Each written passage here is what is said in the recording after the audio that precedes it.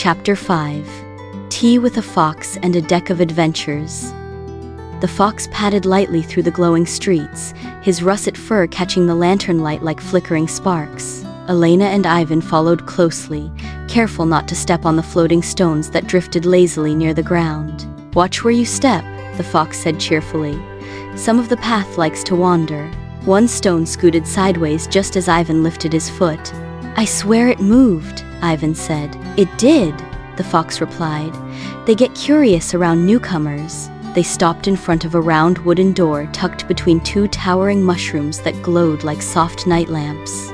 A crooked sign above it swayed gently. F. Whistlewood, collector of curiosities. The fox puffed out his chest. "Welcome to my quaint and cozy home." The door opened on its own, revealing a cozy room filled with warmth and wonder. A small fire crackled in the hearth. Shelves curved along the walls, crowded with books, jars of glowing dust, feathers that occasionally fluttered, and maps that quietly rearranged themselves. Cushions were scattered across the floor as if they had landed there by accident. "Come in," said the fox. "I'm Fennel Whistlewood, scholar, traveler, and sometimes snack thief." Ivan smiled. "I'm Ivan. This is my sister Elena." Fennel's golden eyes sparkled.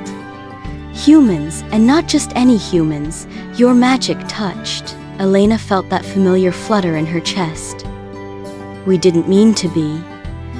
"Most important things aren't meant to be," Fennel said, pouring tea from a hovering kettle. The liquid changed from deep blue to warm gold as it filled the cups. He set out a plate of star-shaped cookies that shimmered faintly. "These smell amazing," Ivan said. "They're curiosity cookies," Fennel replied. "Side effects include questions." As they ate, Fennel hopped down and padded toward a tall cabinet tucked into the corner of the room. He paused, tail flicking, then opened it carefully. "There's something I think you should see," he said. He returned carrying a small wooden box carved with symbols that seemed to shift when Elena tried to focus on them. Fennel placed it gently on the table and opened the box. Inside lay a deck of thick cards with ancient engravings and a timeless glow. Each card held a moving picture: forests, oceans, skies, castles, and places Elena had never seen before. Elena felt a pull, like the moment just before stepping through the portal. "They're alive," she whispered. "They're listening," Fennel said softly. Ivan swallowed. "What do they do?" "They open doors," Fennel said. "Not to rooms, but to realms." He closed the lid partway, leaving one card glowing faintly. "These cards don't open for just anyone," he continued. "They open for children who make certain kinds of choices." Elena looked up. "What kinds of choices?" "Brave ones, kind ones, honest ones, and wise ones," Fennel said. Ivan frowned thoughtfully. "Wise like knowing stuff?" Fennel smiled. "Wise like knowing when to listen, when to help, and when to wait." The glowing card shifted, its picture changing from a dark forest to a sunlit path. "In the worlds these cards lead to," Fennel said, "you won't be told what to do. You'll be given choices, and how you choose wakes up your magic little by little." Elena's hands tingled. "So we learn magic by helping, and by being yourselves," Fennel said. Ivan glanced at the deck. "What happens when the adventure is over?" "The card brings you home," Fennel said gently. "Every time." He closed the box and tucked it safely away. "But not tonight. Magic needs rest, and so do you." The fire crackled softly as Elena and Ivan finished the last crumbs of honey cookies. The warm tea had made their eyelids heavy, the lanterns outside dimmed, and even the magical cottage seemed to sigh, as though it too was ready for rest. Fennel Whistlewood stretched and hopped down from his chair. "You've done very well today," he said kindly. "Even magical adventures need pauses. Magic grows best when it's rested." Elena glanced toward the window, where the sky beyond the cottage shimmered with unfamiliar stars. "But how do we get home?" she asked.